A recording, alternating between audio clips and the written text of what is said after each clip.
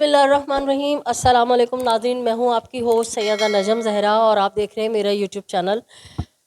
नाज़रीन, मैं इस वक्त मौजूद हूँ, कराची का इलाका है औरंगी टाउन, मोमिनाबाद।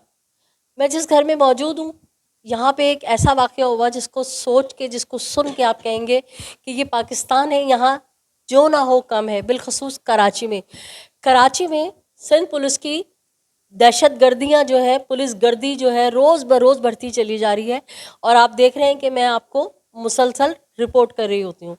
इस घर में कुछ इस तरह का वाक़या हुआ है कि इस घर के दामाद हैं जो ट्रांसपोर्टर हैं और दीगर जो यहाँ के इनके साले वगैरह हैं वो भी ट्रांसपोर्टर हैं और कराची पोर्ट से जो है मुख्तलिफ सामान इनकी गाड़ियों पे लोड होके पाकिस्तान के मुख्तलिफ इलाकों में जाता है। ये साहब जो उसके भाई बैठे हुए हैं, इन्होंने मुझे ये बताया कि इनके भाई के गाड़ी पे किसी ने कोई सामान, इनके भाई की जगह किसी और की गाड़ी पे सामान लोड करा दिया और वहाँ से फिर कुछ लोगों ने तकाजा किया कि वो सामान हमारा था। तो उन्होंने कहा हमारी गाड़ी तो उस वक़्त हैदराबाद में नहीं थी, वो तो कराची में थी। किस्सा मुख्तसर ये कि इनके बहनोई को बहाने से बुलाया कि तुम्हारी गाड़ी ख़राब है और उनको पुलिस वालों ने अगवा कर लिया। 20 दिसंबर का ये वाक़या है और 20 दिसंबर से 24 दिसंबर तक उस शख्स को तशद्दुद का शिकार किया, उसको हब्से बेजा में रखा और फिर 24 दिसंबर की रात 9 बजे बग़ैर वर्दी के और वर्दी वाले और पुलिस मोबाइलों पर आने वाले चंद सो कॉल्ड पुलिस वाले, जो कि अब बिल्कुल काली भेड़े बन गए हैं, दहशतगर्द बन गए हैं, उन्होंने आके इनके घर का दरवाज़ा तोड़ा और चादर और चार दीवारी का तकद्दुस पामाल किया और इनके घर की ख़वातीन को ना सिर्फ ज़दोकोब किया, बच्चों को ज़दोकोब किया, बालों से पकड़ के घसीटते हुए 60 साल की बुज़ुर्ग खातून जो कि शुगर पेशेंट है, इनकी वालदा, उनको और इनकी जवान बहन जिसके बच्चे हैं, उसको जो है वो उठा के अगवा करके ले गए और इनके मुताबिक ये कि इनके बहनोई को लेकर आए थे और पूछ रहे थे बता तेरी बीवी कौन सी है। और वो औरतें हाथ जोड़ती रहीं, चिल्लाती रहीं कि खुदा का वास्ता आप हमें चादर पहनने दें, बुर्का पहनने दें। बाकी जो तफसीलात हैं वो मैं आपको इन्हीं लोगों की ज़बानी सुनवाती हूँ, तो सुनिए और जितना नौहा कर सकते हैं, मातम कर सकते हैं पाकिस्तान बिलखसूस कराची के हालात पे कीजिए। आपसे दरख्वास्त है इस वाक़े को ज़्यादा से ज़्यादा शेयर कीजिए ताकि लोगों को हक़ और इंसाफ मिले। भाई आपका नाम क्या है और ये जो दो ख़वातीन और एक मर्द इस घर से अगवा किए गए हैं उनसे आपका रिश्ता क्या है और मुकम्मल तफसीलात, आप थाने गए नहीं गए, आप अदालत गए नहीं गए, मुकम्मल तफसीलात मुझे जो है आगाह करें। मेरा असल में ट्रांसपोर्ट का काम है, जुल्फ़िकार गुड ट्रांसपोर्ट के नाम से ना।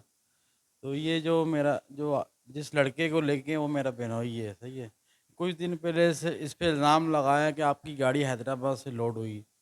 तो उसकी गाड़ी कराची में लोकल चलती थी, तो उसको इस चीज़ का इल्म नहीं था। उसको फिर वो धोखे से बुलाया गया कराची में, बोला आपकी गाड़ी ख़राब है। जो उसकी वालदा ने बताया कि गाड़ी आपकी ख़राब है, तो वहाँ पे आ जाओ ना। वो गाड़ी का काम करवा रहा था, वहाँ पे उसको उठा के ले गए ना। फिर उसको 2-3 दिन वहाँ रखा, ये लोग ढूँढते रहे, इनको कुछ मिला नहीं। फिर कुछ दिन 4-5 दिन के बाद यहाँ पे आए दोबारा, मेरे घर पे आए। उसके बाद कुछ 2 मोबाइलें थी, एक मोबाइल का नंबर है एसपीडी 956, दूसरी मोबाइल का नंबर है एसपीडी 588 और उसके साथ कुछ कारें थी, 4-5 कारें प्राइवेट गाड़ियाँ थी। तो वो आए ऊपर, बगैर लेडीज़ के ऊपर आए। उसके बाद अम्मी को मारा, बहन को मारा, बिनोई को साथ लेके आए थे, उसको मारते रहे। भई आप कौन सी, आपकी वाइफ़ कौन सी है, आपकी ये ज़ुल्फ़िकार की वालदा कौन सी है। फिर उन दोनों को मार मार के, उसने पहले बता नहीं रहा था बेचारा, वो मार खा रहा था बेचारा, बता नहीं रहा था कौन है। फिर मजबूरी में उसने बताया, फिर उसको घसीटते हुए ले गए, मारते हुए, ना उनको बुर्का पहनने दिया। उसके बाद भाई ने फ़ोन किया, आले मोहल्ला ने मुझे फ़ोन किया कि ये वाक़या आपसे हुआ है। मैं सदर में रहता हूँ, मैं यहाँ रहता नहीं हूँ ना। सदर से मुझे भाई ने कॉल की और अहले मोहल्ला ने ये मसला हुआ है। मैंने उसके बाद 15 पे कॉल की। मैंने बोला 15 पे कॉल करके मैंने बोला कुछ पुलिस वाले और कुछ प्राइवेट लोग आए हुए हैं मेरे घर पे, तो आप वहाँ पे जाओ इलाके। मैंने अपना उसको एड्रेस दिया घर का। तो पुलिस वाले पहले बात सुन नहीं रहे थे, फिर मैंने गुस्से में बोला मैं हाई कोर्ट में जाऊँगा, मेहरबानी करो एक्शन लो। अब पुलिस वाले फिर वहाँ 15 वालों ने फ़ोन किया 5-10 मिनट बाद। तो उसके बाद उन्होंने कुछ बताया नहीं कि कुछ हुआ नहीं हुआ, फिर वो अम्मी और सबको लेके चले गए। उसके बाद हम लोग गए वहाँ पे ममनाबाद थाने में, भाई गया, तो वहाँ पे चेक किया भाई शायद कोई एंट्री वगैरह हुई हो ना पुलिस की। तो वहाँ पे गए तो वहाँ एंट्री भी नहीं थी। फिर उसके बाद हम लोगों ने बोला हमारी रिपोर्ट दर्ज करो, बोलते नहीं आप हाई कोर्ट सिटी कोर्ट से ना वहाँ जाओ, वहाँ से कोई पिटीशन करवाओ या कोई लेटर लेके आओ, फिर आपकी एफआईआर काटेंगे। उसके बाद हमारी कोई बात सुनी नहीं, फिर हम सिटी कोर्ट में गए, वहाँ पिटीशन ली, वहाँ फिर जज साहब ने डेट दे दी 29 तारीख, उसके बाद फिर 5 तारीख दी हुई है। उसके बाद हाई कोर्ट गए, हाई कोर्ट में भी डेट पड़ गई मंगल वाले दिन की। उसके बाद हम रेंजर में भी गए, सीपीएलसी में भी गए, उसके बाद गवर्नमेंट रेंजर्स में गए आप? जी रेंजर वाले गए, वो बोलते पुलिस का मामला है आप वहाँ जाओ।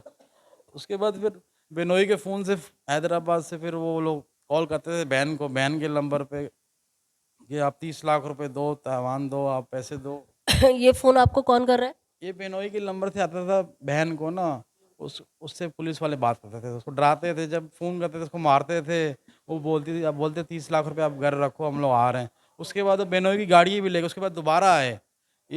ये तो ऐसे इनकी दहशतगर्दी है कि दोबारा दोबारा फिर आए, उसकी गाड़ियाँ ले गए।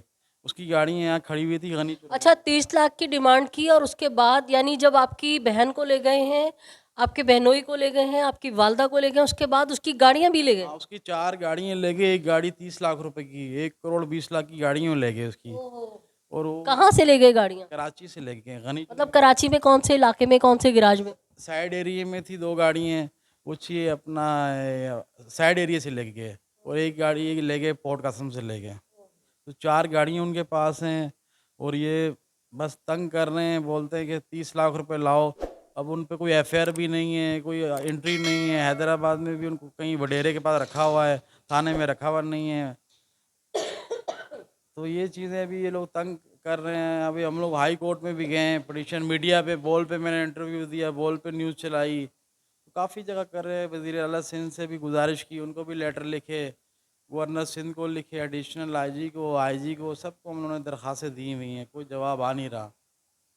एसपी को दिया उसके आप बता रहे थे कि सिटी कोर्ट के जो जज हैं, क्या नाम था, मुझे ज़हन से निकल रहा है, आप बताएं कि उन्होंने आप लोगों को ऑर्डर दिया कि एफआईआर काटो, तो ये थाने वाले एफआईआर क्यों नहीं काट रहे? ये अख्तर अख्तर खोखर के नाम से है जज सिटी कोर्ट का। उन्होंने हमने पिटीशन डाली हुई थी बिनोई की ना, उनके जो पिटीशन डाली हुई थी, तो उन्होंने ऑर्डर दिया कि एफआईआर काटो सैदाबाद थाने को।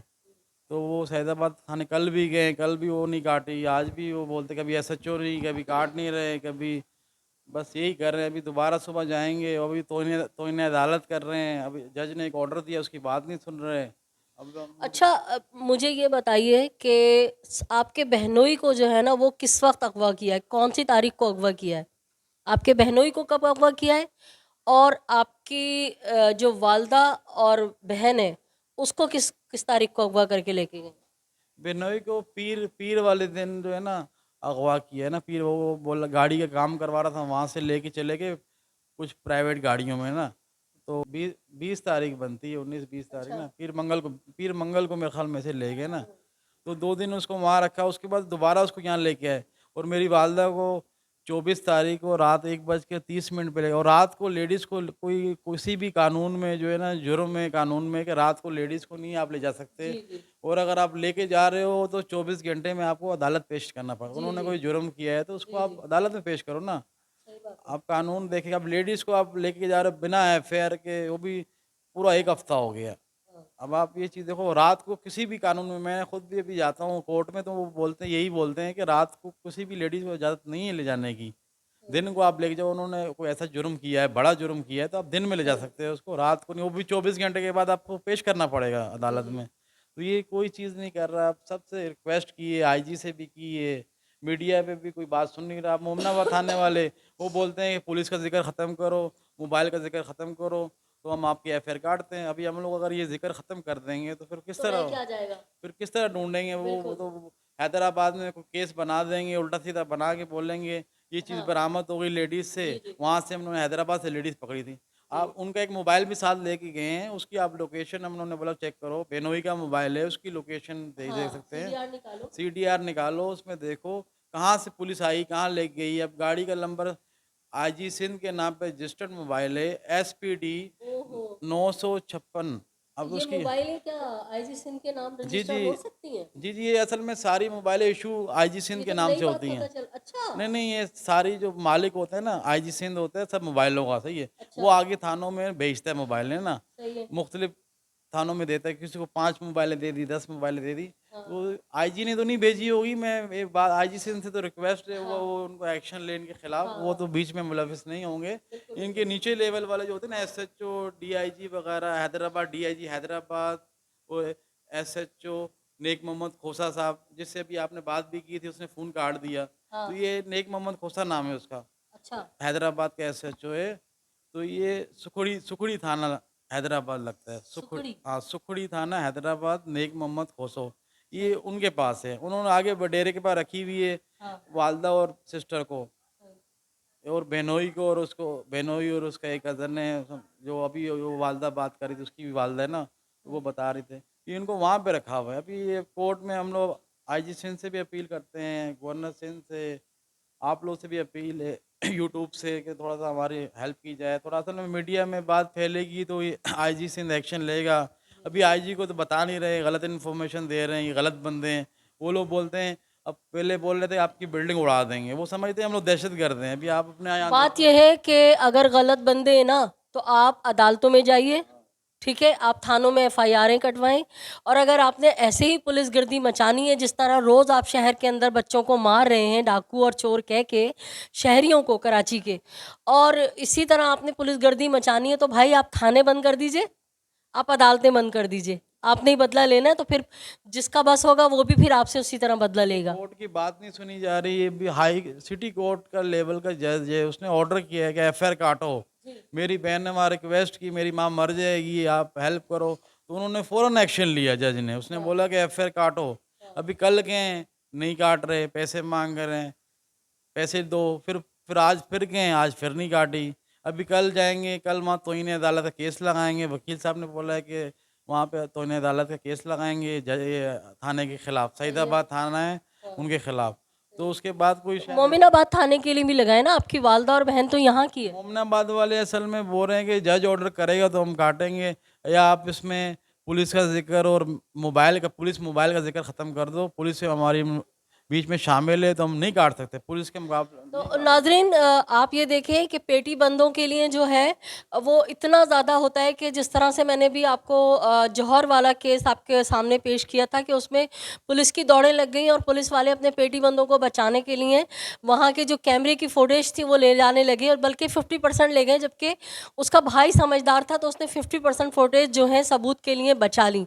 तो ये पुलिस वालों का आप ये देखें कि इनके अपने पेटी बंद हैं तो उनका नाम होगा तो ये अवाम जिनके टैक्सों पे पल रहे हैं जिनका ये खा रहे हैं ये उनके खिलाफ जाएंगे लेकिन अपने लोगों के खिलाफ नहीं जाएंगे। नाज़रीन मैंने SHO जो नाम बताया था क्या नेक मोहम्मद खोसा नेक मोहम्मद होता हैदराबाद हैदराबाद के और इलाका कौन सा था सुखड़ी थाना। सुकड़ी थाने के SHO से मैंने बात की और मैंने उससे मौक़िफ़ जानना चाहा। मैं आपको रिकॉर्डिंग सुनाती हूँ कि उसने मुझसे बात करना पसंद नहीं की। उसके बाद से मुस्तकिल उसने नंबर अपना बंद कर दिया। मैंने कई दफ़ा कॉल मिलाई। अगर वो सच्चा है तो बात क्यों नहीं की, अपना मौक़िफ़ बयान करता ना। लेकिन क्योंकि ये लोग बता रहे हैं कि इस नंबर से कॉल आई थी 30 लाख रुपए दे दो और हम जो है तुम्हें 30 लाख रुपए दे दोगे तो हम तुम्हारी माँ और बहन को छोड़ देंगे। मैं आपको ये आवाज़ सुनवाती हूँ। अस्सलाम वालेकुम या अली अलैहिस्सलाम मदद। भाई कराची से इन्वेस्टिगेटिव रिपोर्टर बात कर रही हूँ चैनल से। हैदराबाद से आप SHO हैं? जी जी, किस तरह से बात कर रही हैं? मुझे पता चला है कि कुछ लोगों को, एक माँ को और एक बेटी को अगवा करके जो लाए हैं और आपने कोई पैसे वैसे लेने की डिमांड की है 30 लाख रुपए। गलत बात है, झूठी खबर है। नहीं, खबर तो झूठी नहीं है। मैं तो उस घर में उस तो नाज़रीन जैसा कि आपने देखा मैंने अपने चैनल का भी हवाला दिया और उससे बताया कि मैं इन्वेस्टिगेटिव रिपोर्टर हूँ और मैं उस जगह मौजूद हूँ। उसने मेरी लाइन काट दी। तो अगर ये सही थे तो ये बात करते हैं और उसके बाद से मुस्तकिल इन्होंने शायद मेरा नंबर ब्लॉक कर दिया है या इन्होंने अपना नंबर बंद कर दिया है कि मेरी कॉल नहीं लग रही। तो क्या वाक़या हुआ है, मुझे थोड़ा सा ये वाक़या बताएं और ये बताएं कि जो 60 साल की बुज़ुर्ग खातून इस घर से अगवा हुई हैं और एक खातून अगवा, आप उनकी कौन लगती हैं? मैं उसकी बेटी हूँ। अच्छा, हाँ, मैं उसकी बेटी हूँ। मेरी अम्मी, वाक़या क्या हुआ है शुरू से आप मुझे बताइए। ये कुछ लोग आए हैं, एक आदमी था, उसको सब वडेरा वडेरा बोल रहे थे। कुछ लोग थे, उन्होंने पुलिस की वर्दी पहनी हुई थी। पहले बाहर गेट जो बड़ा है उन्होंने वो तोड़ा, तोड़ के फिर ऊपर आए, ऊपर का तोड़ा, फिर अंदर आए। औरतें थी, कह रहे थे कि हम सिर्फ खींच खींच के लेके जा रहे थे। मेरी बड़ी बहन है शमीम, उसको और मेरी अम्मी को। तो उन्होंने कहा कि हमें दुपट्टा लेने दो, तो कह रहे हैं कि नहीं दुपट्टा नहीं लेना, ऐसे ही चलो। तो फिर मेरी जो भाभी है ना, उन्होंने ना उसके ऊपर दुपट्टा फेंका मेरी बहन के ऊपर। तो उसने ले लिया, फिर खींच खींच के नीचे लेके गए। तो मेरी बहन को पीछे से मार भी रहे थे, ये मोहल्ले वालों ने भी देखा है कि पीछे से पीट रहे थे, मार रहे थे, और मेरी अम्मी को भी खींच रहे थे। इतना भी एहसास नहीं हुआ कि बीमार औरत है, ये सब मोहल्ले वालों ने भी देखा है। तो तो उसके बाद आपके मोहल्ले वालों ने या आप लोगों ने ये नहीं कहा कि आपके पास ख़वातीन पुलिस वालियाँ नहीं हैं, आप कैसे हमारे घर में घुसे और आप वारंट दिखाएं, आप क्यों आए हमारे घर में? आप लोगों ने सवालात नहीं किए उन पुलिस वालों से? किया था सवाल, मेरी बहन जो परवीन है उसने ये सवाल किया, तो कह रहे हैं कि बकवास बंद करो, बोलो नहीं, ऐसे क्यों बोल रहे हो, ऐसे कह रहे इतने खतरनाक लोग थे कि देख के खौफ महसूस हो रहा था उनको कि जैसे अभी हमें कुछ कर देंगे ये लोग। इतनी डरी हुई और सहमी हुई औरतें थी सब। वजह क्या है? किसी से आप लोगों ने कोई पैसे उधार लिए हुए हैं या किसी का कोई पैसा आपके ऊपर चढ़ा हुआ है या कोई आपके घर के किसी मर्द के ऊपर एफआईआर कटी हुई है? क्या मसला क्या है? असल वजह बताइए नहीं आप नहीं, मुझे। ऐसा तो कुछ भी नहीं है, बस मुझे लगता है कि ये अगवा का केस है। अच्छा। क्योंकि अगवा का केस है, क्योंकि बार बार फ़ोन करके यही कह रहे हैं कि 30 लाख दो और अपने बंदे ले जाओ। पहले मेरे बहनोई को लेके गए तो यही कह रहे थे कि 30 लाख दो और इसको ले जाओ। मेरी बहन को फ़ोन कर रहे थे। जब इन्होंने बोला कि हमारे पास नहीं है, हम तो गरीब लोग हैं, हम लोग कहाँ से इतने दें, तो फिर वो मेरी बहन और मेरी अम्मी को उठा के ले गए। उसके बाद भी उन्होंने यही फ़ोन किया। मेरी बहन की आवाज़ भी आई, मैंने खुद सुनी कि बोल रही थी, रो रही थी बहुत ज़्यादा कि हम पर बहुत जुल्म हो रहा है, हमें बचाओ किसी तरह ना। अच्छा, जो उन्होंने फ़ोन किया, फ़ोन जिसका वो भाई बता रहे थे कि एसएचओ है कोई वहाँ का हैदराबाद का, अच्छा। तो उन्होंने जब वो फ़ोन किया तो आपकी बहन की रोने की आवाज़ें आ रही थी? जी, बहन ने बाकायदा बात की है, हमने सुनी, बात की। उसने वही कह रही थी कि सब कुछ बेच दो, लोगों से हज़ार माँगो, कुछ भी करो, कहीं से अरेंज करके पैसे दो। वो लोग कह रहे हैं शाम को हम शमीम को भी लेके आएँगे और उसकी अम्मी को भी लेके आएँगे। शमीम मेरी बहन है ना, तो उसको और मेरी अम्मी को, उसको लेके आएँगे, तो पैसे तुम लोग दे देना। तो फिर हम लोग सबके घर में भागे पैसे लेने के लिए। मैं खुद गई थी सबसे, हमने बोला कि हम हमारी कुछ मदद कर दो, हमें तो पैसे दो, हम उसको शाम को आएँगे दे देंगे। आप लेकिन लोग ये बताएँ, आप लोग थाने नहीं गए? आपके जब मोहल्ले वालों ने सारा देखा तो थाने का घेराव नहीं किया आप लोगों ने? सब डरे हुए, सहमे हुए। यहाँ पे ये ऐसी औरतें हैं कि घर से बाहर कोई नहीं निकलती हैं ना, ये ऐसे हालात हैं हमारे कि हमने कभी थाना नहीं देखा, कभी ये हमने अदालतें नहीं देखी, तो फिर कैसे जाती हैं हम लोग। इसलिए सही, तो इतनी घबराई हुई हैं कि एकदम से उन्होंने अटैक किया है, तो घबरा गई हैं बहुत ज़्यादा कि सही। अपना बचाव भी नहीं कर सकी, कि खुद को बचा ही नहीं लेती। देखिए, ये तो आप लोगों का हक है कि आप जो है ना कानून की मदद लें, कानून के पास जाके आप अपनी फरियाद रिकॉर्ड कराएं। और ये कोई तरीका नहीं है, जब लेडी कांस्टेबल साथ नहीं थी तो किस कानून के तहत आके उन्होंने आपके घर में जो है ना घुस के चादर और चारदीवारी का जो तकद्दुस से वो पामाल किया। अच्छा, मेरे साथ नादरीन यहाँ वो बुज़ुर्ग खातून मौजूद हैं जो बेचारी सही से उर्दू भी नहीं बोल सकती हैं और बेपनाह बीमारियों का शिकार हैं। और ये जो कहा जा रहा है कि हम किसी बंदे की वजह से इन ख़वातीन को उठा के लेके गए, तो ये उस शख्स की वालदा हैं। और जो दो ख़वातीन अगवा करके वो लेकर गए, तो उनमें एक जो है वो इनकी बहू है और एक इनकी जो है वो कज़न है जो 60 साल की बुज़ुर्ग खातून है। माँ जी, क्या हुआ था उस वक़्त जब ये लोग इस तरह से आए हैं? आपने क्या देखा? आपने इन लोगों के आगे हाथ नहीं जोड़े कि हमारे घर की औरतों को ना लेके जाओ, हम लोग इज़्ज़तदार लोग हैं? ਇਹ ਮੇਰੀ ਜਿਹੜੀ ਬਹੂ ਹੈ ਉਹ ਇੱਧਰ ਸੀ। ਮੇਰਾ ਬੇਟਾ ਜਿਹੜਾ ਉਧਰ ਕੰਮ ਕਰ ਰਿਹਾ ਸੀ ਗਾੜੀ ਦਾ, ਪਤਾ ਨਹੀਂ ਕਿਆ ਕੋਈ ਕਰ ਰਿਹਾ ਸੀ, ਉਹਨੂੰ ਇੱਕ ਬਹਾਨੇ ਨਾਲ ਬੁਲਾਇਆ ਨੇ, ਇੱਧਰ ਆ ਤੇਰੀ ਗਾੜੀ ਦਾ ਨਾ ਤੇ ਲਾਣੇ ਐਕਸੀਡੈਂਟ ਹੋਇਆ ਤੇ ਕਿਹਾ ਆਣ ਕੇ ਦੇਖ। ਜਦੋਂ ਉਹਨੇ ਦੇਖਿਆ ਗਿਆ ਉਧਰ, ਉਧਰ ਉਹਨਾਂ ਪਕੜ ਲਿਆ। ਇਹ ਸਾਨੂੰ ਪਤਾ ਚੱਲਿਆ ਸੀ ਕਿ ਕਿੱਧਰ ਗਿਆ ਬੇਟਾ, ਕਿੱਧਰ ਗਿਆ, ਗਾੜੀ ਬਣਾ ਰਿਹਾ ਕਿੱਧਰ ਗਿਆ ਵੇ। ਤੇ ਉਹਨਾਂ ਬੋਲਿਆ ਪੁਲਿਸ ਪਕੜ ਕੇ ਲੈ ਗਈ। 2 ਦਿਨ ਲੱਭਦੇ ਨੇ ਕਿੱਧਰ ਗਿਆ, ਰੋ ਰਹੇ ਆ, ਪਿੱਟ ਰਹੇ ਆ, ਕੋਈ ਸੁਣਦਾ ਹੀ ਨਹੀਂ ਸੀ ਪਿਆ। ਫਿਰ ਜਾ ਕੇ ਪਤਾ ਲੱਗਾ ਵੀ ਹੈਦਰਾਬਾਦ ਚਲਾ ਗਿਆ। ਉਹ ਸ਼ਾਮ ਪਈ, ਦੂਸਰੀ ਸ਼ਾਮ ਪਈ ਹੈ ਤੇ ਉਹ ਆ ਗਿਆ। ਸਾਨੂੰ ਇਹ ਇਤਨੇ ਪੈਸੇ ਦਿਓ, ਕਰੋ, ਜਗ੍ਹਾ ਵੇਚੋ, ਜੋ ਕੁਛ ਮਰਜ਼ੀ ਕਰੋ, ਮੇਰੇ ਬੇਟੇ ਨੂੰ ਬੋਲਣ।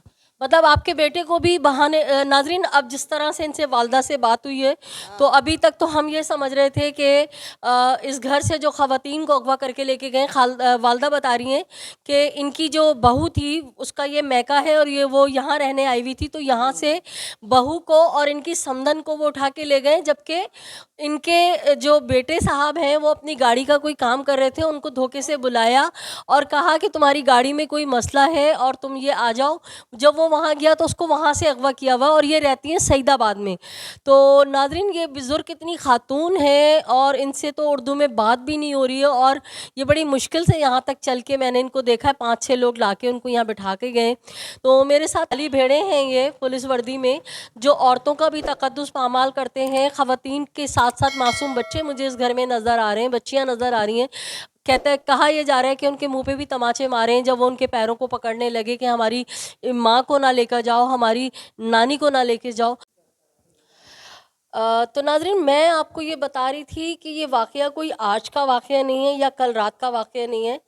ये वाक़या है 24 दिसंबर का, और 24 दिसंबर को जिस तरह से घर से ये पुलिस वाले दहशतगर्दी करते हुए 2 ख़वातीन को अगवा करके लेके गए हैं, तो मोमिनाबाद का जो थाना है वो इनकी एफआईआर दर्ज नहीं कर रहा है।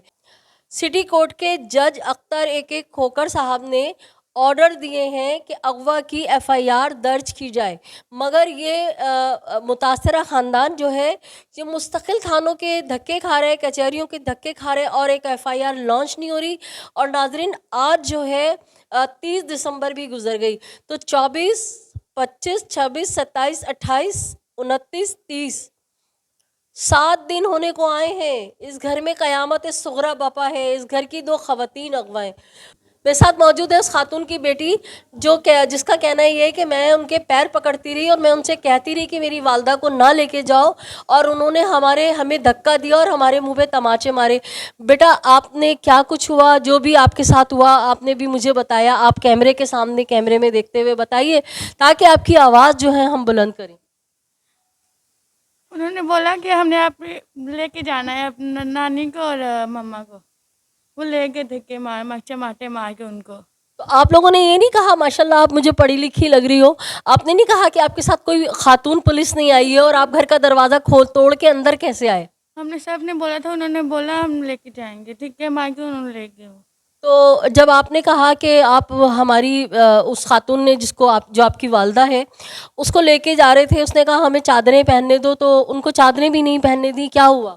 उन्होंने बोला हमने चादरें नहीं पहने देनी है, ऐसे ही हम जा रहे हैं उनको लेके। वो खींच के ले गए उनको। कितने बहन भाई हैं आपके? 5 नाजरीन, ये बच्ची जो मेरे साथ बैठी है ये उस फैमिली, मुतासरा फैमिली की जो है सबसे बड़ी बेटी सबसे बड़ी बेटी है ये। और मेरे साथ बिल्कुल एक छोटा सा बच्चा और बैठा हुआ है जो 1 हफ्ते से सिर्फ माँ माँ कह के रो रहा है, और वो जालिम जो है इस बच्चे की माँ को घसीटते हुए बालों से मुंह पे तमाचे मारते हुए बग़ैर पर्दे के उठा के ले गए। नाज़रीन, मैं जिस जगह बैठी हूँ ये वो इलाका है जहाँ पे ख़ानदान, मतलब महल्ला तो बहुत दूर की बात, ख़ानदान के जो मर्द होते हैं ना उनको भी नहीं पता होता है कि इनके घर की औरतें कौन हैं और उनकी शक्लें कैसी हैं। ये लोग कैमरे के सामने आ नहीं रही थी। मैंने इन्हें बड़ी मुश्किल से राज़ी किया है कि अगर आपने मुझे इतनी दूर से बुलाया है अपनी मदद के लिए, तो जब तक आप कैमरे पे आके बात नहीं करेंगी तो मैं मजबूर हूँ। तो आप देख लें कि कितनी बापर्दा ख़वातीन हैं, और बिल्कुल बड़ी मुश्किल से ये लोग, और इनसे बात भी नहीं हो रही है, और इनको ये भी अभी तक खौफ है कि हमें अच्छा नहीं लग रहेगा कि हम मीडिया पर आएँ। लेकिन मैंने इनको यही कहा कि इस वक्त आपको मीडिया की ताकत की, मीडिया की आवाज़ की ज़रूरत है, तो आप आएँ। ये बच्चा मेरे साथ बैठा हुआ है उस खातून का, कि जो मेरे आने से पहले जब मैंने इससे बात शुरू की तो ये बाकायदा आंसुओं से रो रहा था, और इसने ये आपको बताएगा कि इसने क्या देखा। बेटा, आपके साथ उस दिन क्या हुआ और आपने क्या देखा और क्या क्या हुआ, बिना डरे बिना खौफ करे सारी बात बता दो। हमारे सामने नीचे पुलिस आई, गेट तोड़ा, ऊपर आए, हमने वो इधर से गेट तोड़ लेते हैं, खोला, ऊपर आए और चेकिंग की, चले गए। फिर आए अब्बू को लेके, हमारे अब्बू को मार रहे थे, बोल रहे थे मोहम्मद अमीन की आपकी बीवी कौन सी है, हाँ अच्छा, जब वो लोग आए हैं यहाँ पे छापा मारा है जो उन्होंने अगवा करने, तो आपके अब्बू को साथ यहाँ भी लाए थे? दूसरी बार लेके आए थे फिर। अच्छा। फिर उसके बाद अब्बू को मारा, बोलते हैं मोहम्मद हुसैन की बीवी कौन सी है। अब्बू कुछ नहीं बोले, फिर वो कुछ खुद ही बोलते हैं यही है। और फिर नानी ने बोला नहीं लेके जाओ उसको ना। नानी गिर पे रो रही, पाँव पकड़ ली, बोलते नहीं लेके जाओ उसको। वो खींच के बोलते इसको भी ले जाओ, बालों से खींच खींच के लेके जा रहे थे। और वो उसको दुपट्टा भी नहीं दिया। अच्छा, ये बड़ी बहन, आप बड़ी हैं छोटी हैं?